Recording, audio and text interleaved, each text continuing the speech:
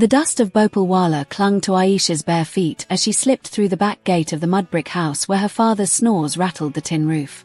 It was 2 a.m, the hour when even the dogs grew tired of barking, and the village lay under a blanket of heat that refused to cool. She had waited for this night for 3 years, ever since she first heard the midnight train whistle slice through the sugarcane fields like a promise. Tonight the promise was real.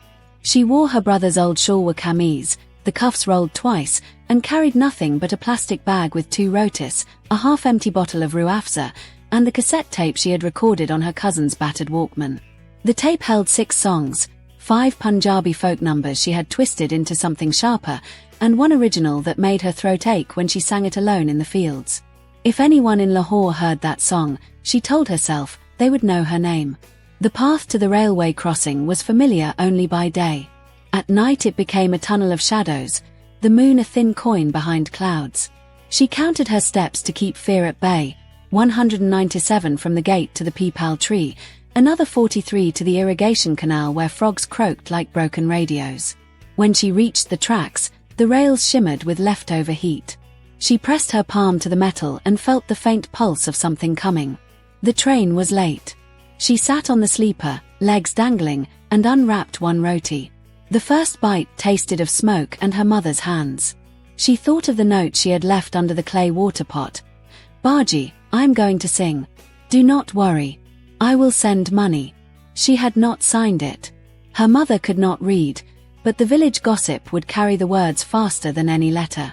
A match flared in the dark. A man stood 10 paces away, lighting a cigarette. The flame lit a face older than she expected. 40s, maybe, with a scar that ran from his left ear to the corner of his mouth like a badly sewn seam. He wore a waistcoat despite the heat, and a silver kara glinted on his wrist. City clothes, but the dust on his shoes said he had walked far. "Trains always late on Tuesdays," he said in Punjabi. His voice was low, the kind that made you lean in. "Ghosts argue with the signalman." Ayesha stood, brushing crumbs from her lap. "I don't believe in ghosts." "Smart girl. Believe in schedules instead. This one runs when the Lahore station master's wife finishes her drama serial." He flicked ash onto the tracks. "You running to something or from something?" "Both," she said before she could stop herself. He smiled, and the scar stretched. "Name's Tariq. I scout singers for a label in Lahore. You?" "Ayesha." She hesitated, then added, "I sing."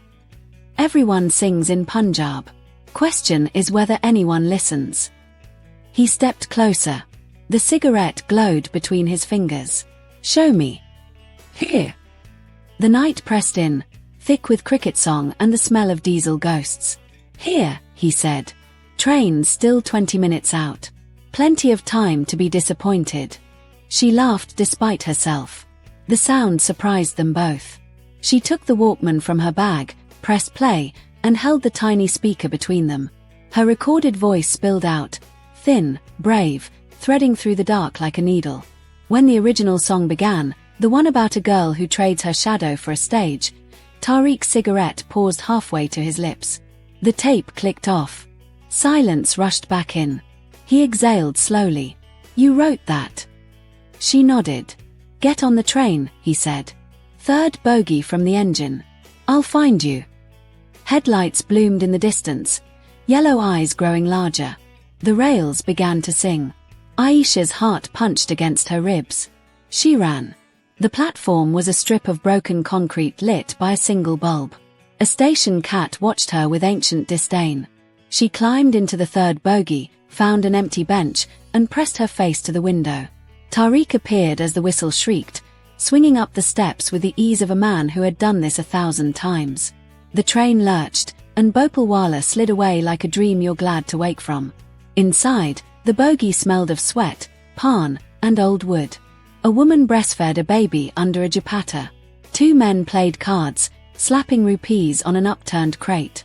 Tariq dropped onto the bench opposite Ayesha. "First time?" he asked. "First time leaving the district." He studied her. "You'll need a story when you get to Lahore. Runaway daughters don't get record deals. They get sent home. I have a cousin in Anakali. She thinks I'm visiting for Eid shopping. Eid was 3 months ago. I'm a late shopper. He laughed, a sound like gravel under tires. Stick to singing, kid. Lying's not your gift. The train rattled through darkness. Stations flickered past, names she had only seen on ration cards: Sambriel, Daska, Narowal. At each stop, vendors thrust trays of samosas and chai through the windows. Tariq bought 2 glasses, handed her one. The tea was sweet enough to rot teeth. Tell me about the Mela, he said suddenly. She startled. How do you know about the Mela? Everyone knows Bhopalwala's Mela. Best singers in Sialkot district. Fireworks that scare the crows for miles. He sipped his chai. I was there, 2008. Scout's honor. Something cold settled in her stomach. You're from the city. Why come to our Mela? Looking for a voice. Found one, actually. Girl named Gulshan. Sang like monsoon rain on a tin roof. Signed her that night. His eyes flicked to the window, reflecting black fields. She never made it to Lahore. What happened? Family happened. Village happened. Honor happened. He crushed the paper cup in his fist. Some stories end before they begin. Ayesha pulled her knees to her chest. I'm not Gulshan. No, he said softly. You're not. The train slowed for Gujranwala. Platform lights painted the bogie gold. A constable boarded, swinging a lathi. Tariq leaned back, eyes half closed, the picture of innocence. The constable glanced at Ayesha, lingered on her boy's clothes, moved on. When the whistle blew again, she let out a breath she hadn't known she was holding. Tariq produced a flask from his waistcoat. Homemade. Almond sherry. 1 sip won't kill you. She shook her head. My father says alcohol steals the voice. Your father says a lot of things, I bet. He drank anyway. Tell me about the song. The one about the shadow. She told him. How she had written it after watching her shadow stretch across the fields at dusk. How it felt like the only thing that ever followed her without judgment. How she imagined trading it for a microphone that could carry her name across the Indus. Tariq listened without interrupting. The scar on his face catching the light each time the train swayed. At 4:17 a.m., the sky behind the windows turned the color of overripe guavas. Lahore approached like a rumor growing solid. Minarets pricked the horizon. The train braked with a scream of metal on metal. Passengers surged toward the doors. Tariq stood. Come. We get off at the goods yard. Less questions. They jumped down onto gravel that crunched underfoot. The city smelled of diesel, jasmine, and something metallic Ayesha couldn't name. Rickshaws honked in the distance. Dawn prayers drifted from a dozen mosques, overlapping like birdsong. Tariq led her through a side gate where a watchman slept upright on a chair. Beyond lay a warren of lanes, Data Darbar to the left, the red light sprawl of Hiramandi to the right. They turned neither way. Instead, he stopped at a peeling blue door marked with a hand-painted treble clef. Studios upstairs, he said. Owner owes me favors. The stairs creaked. At the top, a room opened up, soundproofing foam peeling from the walls, a microphone stand draped in cobwebs, a mixing board older than Ayesha. A man with bloodshot eyes and a beard like steel wool looked up from a sofa. Tariq, you bastard. It's 5 in the morning. Mornings for farmers, Javed. This is Ayesha. She sings. Javed eyed her. She legal. Old enough to know better, young enough to try. Javed sighed, stood, and flicked switches. The board lit up like a Christmas tree. One take. I'm not waking the neighbors for free. Ayesha's mouth went dry. She stepped to the MIC. The red light blinked. She closed her eyes and saw Bhopalwala's fields, her mother's hands kneading dough, the midnight train's lonely eye. She sang the shadow song. Her voice cracked once, then steadied, rising until the tiny room felt too small to hold it. When she opened her eyes, Javed was crying. Tariq stood in the doorway, arms folded, scar pale in the fluorescent light. Javed wiped his face with his sleeve. Kid, you ever heard of autotune? She shook her head. Good. You won't need it. They recorded 3 more songs before the sun climbed high enough to bake the rooftops. Javed burned the tracks onto a CD labeled in marker, Ayesha, demo. Tariq pocketed it. Label meeting tomorrow, he said. 11 sharp. Wear something that doesn't scream village. She looked down at her brother's shulwar. This is all I have. He considered. We'll fix that. They left the studio at noon. The city assaulted her senses, honking rickshaws painted with peacocks, women in sunglasses buying mangoes from carts, a boy selling balloons shaped like Minari-Pakistan. Tariq bought her a shalwar kameez from a stall in Anakali, emerald green with silver embroidery. Too fine for her calloused hands. Payment for services rendered, he said when she protested. That night they slept in a guest house above a pawn shop. Separate rooms, thin walls. Ayesha lay awake listening to Lahore breathe, motorcycles, a lover's quarrel, a muezzin's voice cracking on the high note. She clutched the new clothes to her chest and whispered the shadow song until sleep took her. The label office was in Gulberg, a glass building that reflected the sky like a lie. Inside, air conditioning bit her skin. A receptionist with purple nails led them to a conference room where 3 men waited. One wore a ponytail and a t-shirt that said "I survived Coachella." Another had a beard trimmed to a perfect line. The third was older, suit sharp enough to cut paper. Ponytail played the CD. The room filled with her voice. When it ended, silence stretched like a held breath. Bearded one spoke first. Raw. Too raw. Needs polish. Suit leaned forward. Polish kills soul. This has soul. Coachella laughed. Soul doesn't sell ringtones. Ayesha's stomach twisted. Tariq's hand brushed her knee under the table. Steady. Suit turned to her.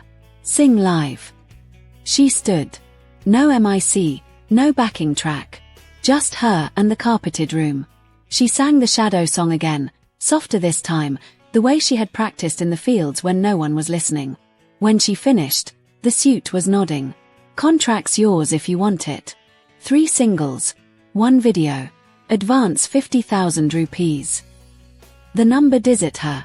50,000 could buy her mother a new charpoy, send her brothers to school, fix the roof before monsoon. She opened her mouth to say yes.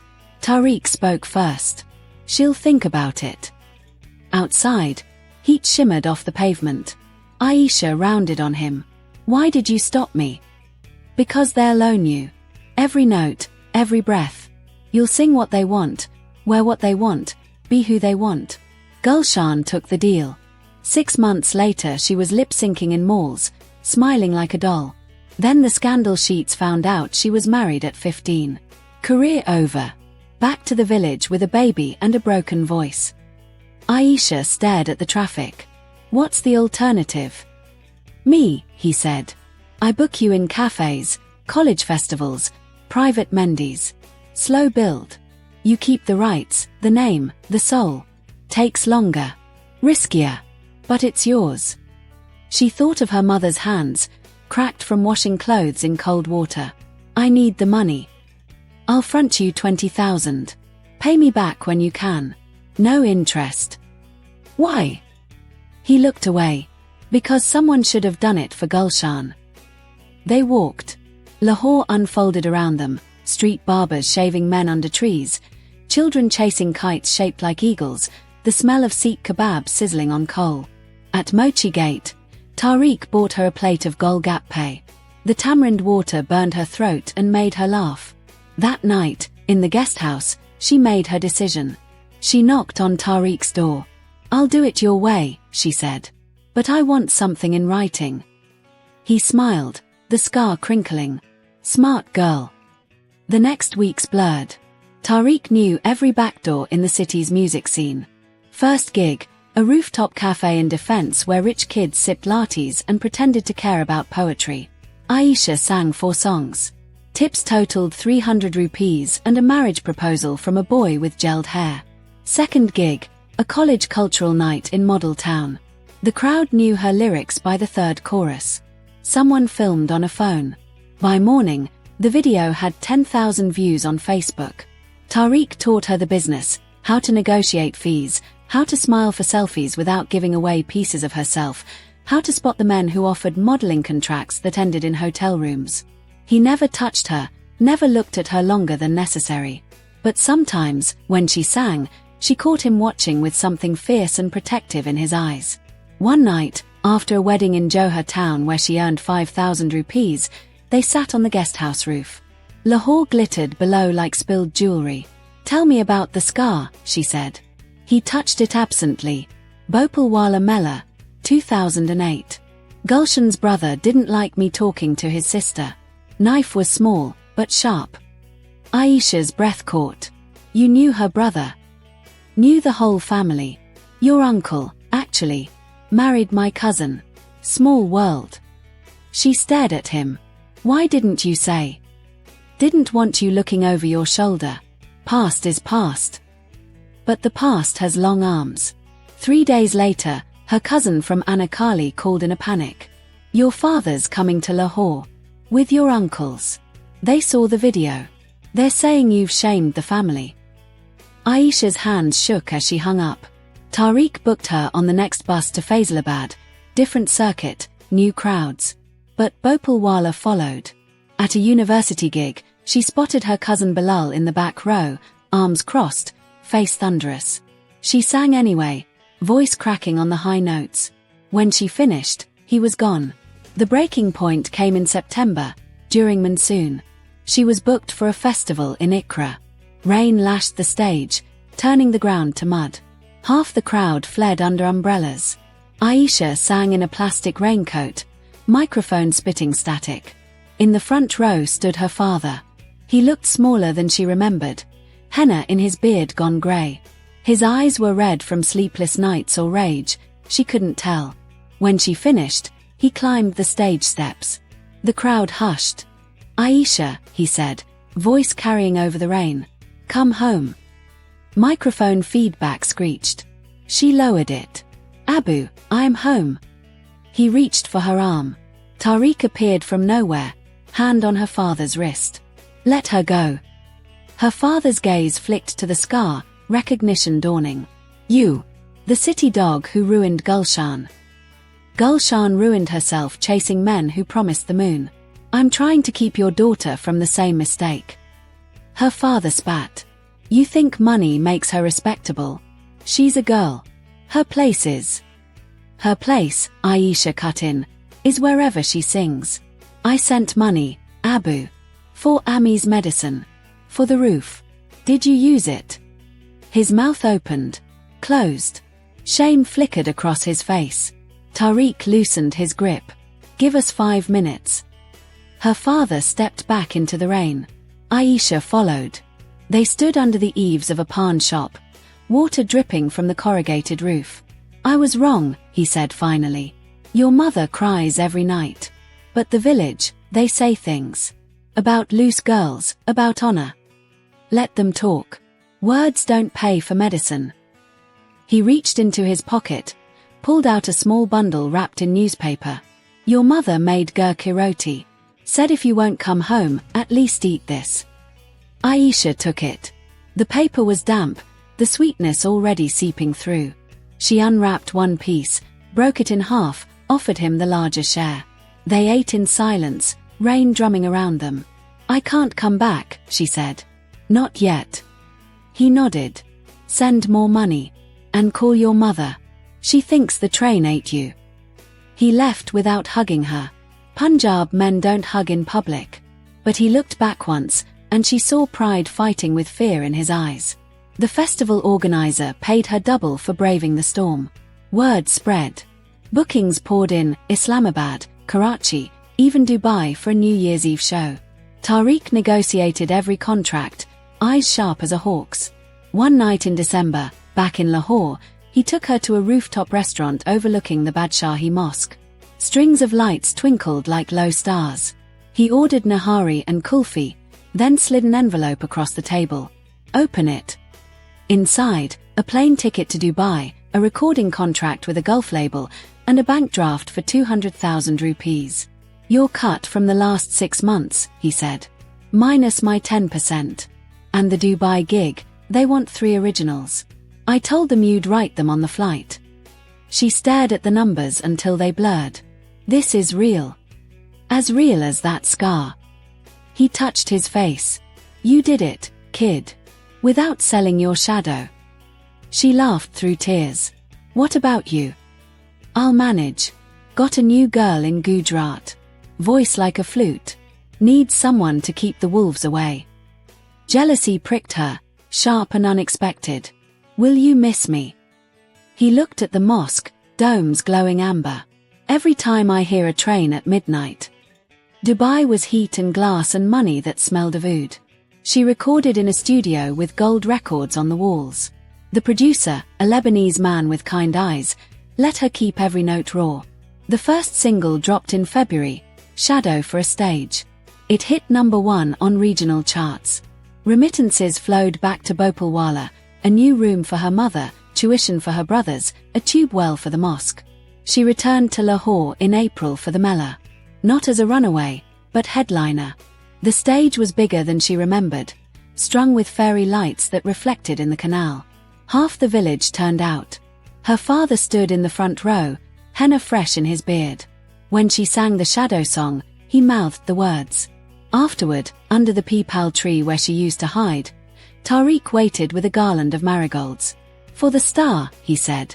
She took it, then took his hand. The scar was warm under her thumb. Stay, she said. Manage me here. We'll build something. A label. For girls like me, like Gulshan. No shadows traded. He considered. Partners. 50-50.